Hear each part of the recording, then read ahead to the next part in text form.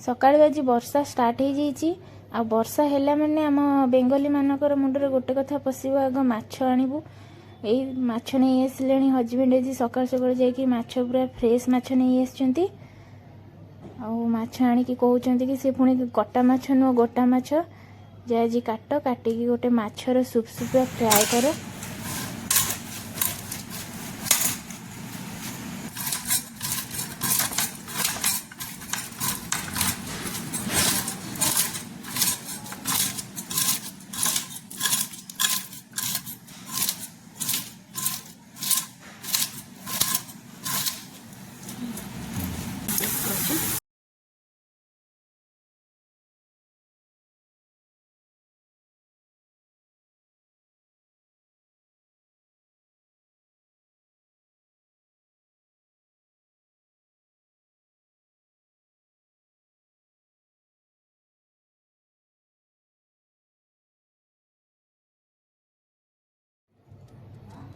सबु देख माछ मुझे काटी नहीं तापर चलतु एबे माछ फ्राए करवा। कड़े रे तेल गरम हो गलानी से माछ पकईदेवा माछ गुड़ी को भल भाव लाल लाल करके भाजी नेबा।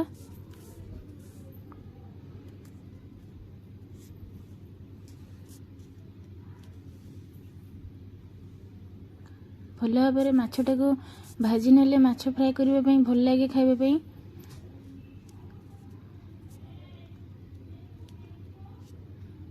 माछ आमर भजा हो गलानी देखंतु केमती पूरा लाल लाल है कि भाजी है कलरटा भी बहुत सुंदर देखा जाउची।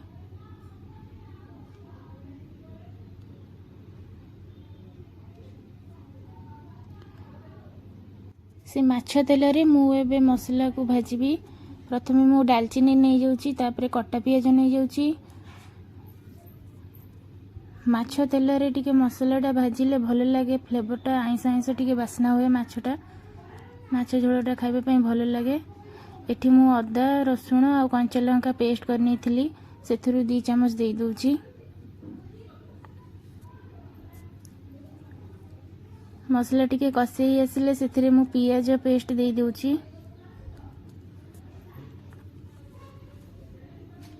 भल करी मसलाटा को हमें कसी नबा। मसला टिके कसी आसिले सेथिरे मु कटा टमाटो ऐड कर दूची।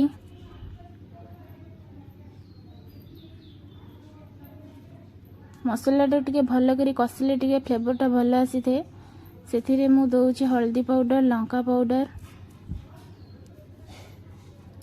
तापर दे दूची चिकन मसला तापर पुणी मु भलरे कसी नउची पूरा मसला लाल लाल हेबा जाय कसी नेली। तापर मु दे दिली स्वाद अनुसार लुण। देखते मसला पूरा भल भाव कसी हो गलानी। एथर मु सेथिरे पानी दे दूची। मु एथिरे बेसी मसला यूज करिनी केवल अदा पियाज रसुण देइची आ किछि देइनी।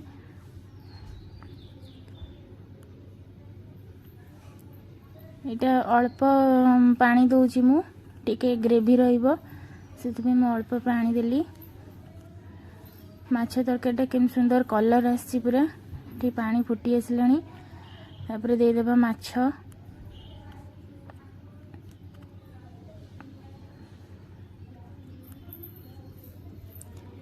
एठी तरकारीटा बेसी सुखिला सुखिला रहिबनी एमती टिके सुपसुपा हेके रहिबो खाइबा पई भल लागिबो।